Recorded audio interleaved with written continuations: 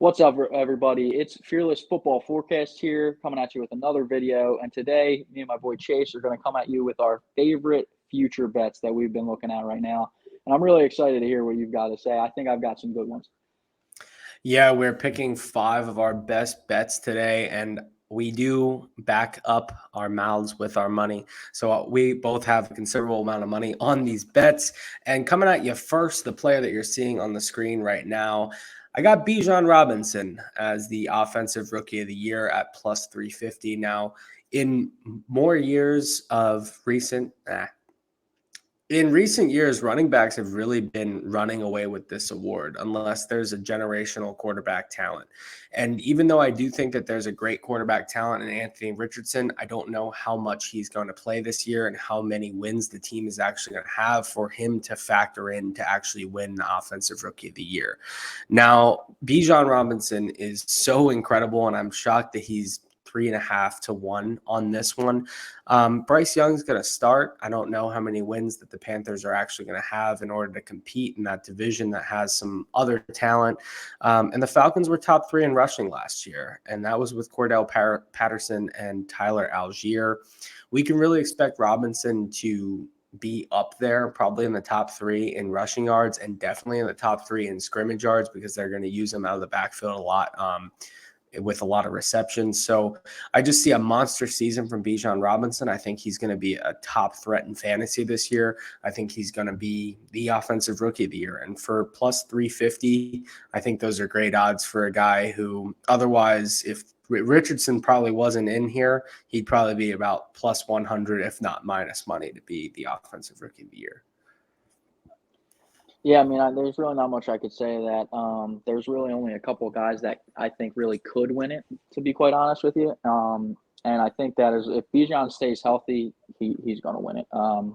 Just the way that they're going to use him, if he can take the workload that they're going to give him, I mean, he's going to have so many touches. He's going to put up so much yardage and receptions and all that. I think that he would, this is a good bet.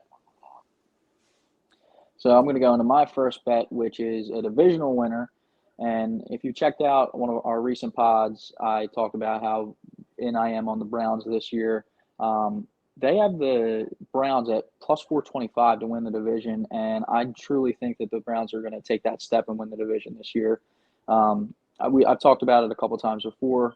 Watson another year away from all that stuff, all the scandal. Full off season. He's going to be able to stay in the building during the entire preseason and all that, not get booted out of there for a few weeks after the preseason.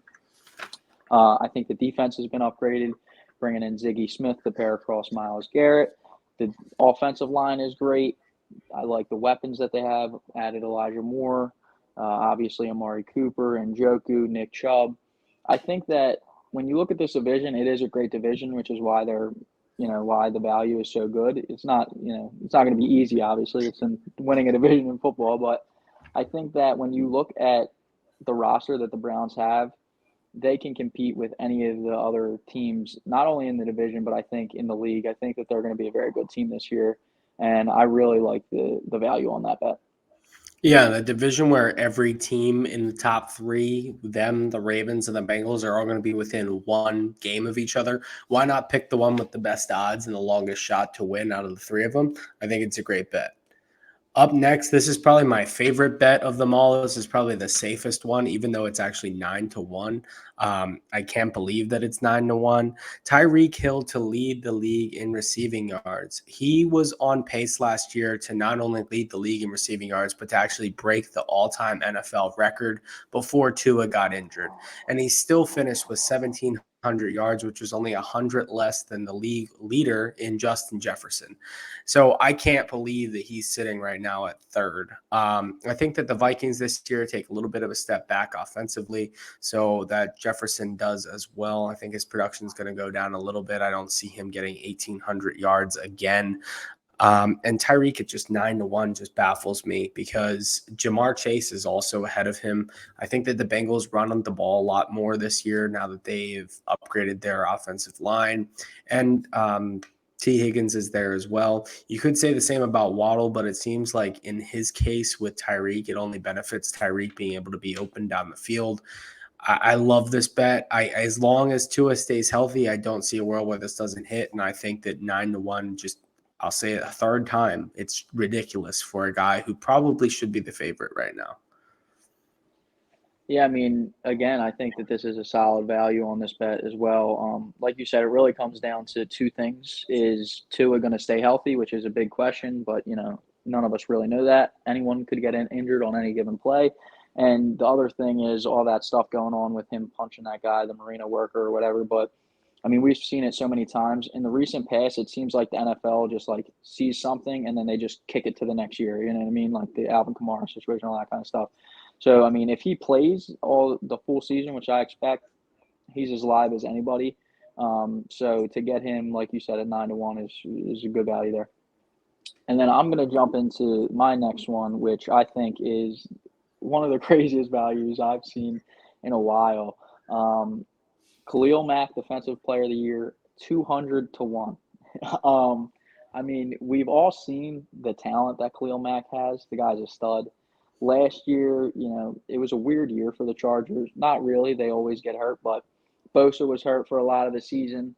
And obviously that impacted Khalil Mack a bit. But I think that if they can stay healthy, if they somehow can stay healthy, there's a world, like I could see it very, very easily, where Mack gets 60-plus tackles, 18 sacks, 4 forced fumbles. I could easily see a Defensive Player of the Year stat line worthy of the award. And the fact that he's 200-1 to me is just crazy.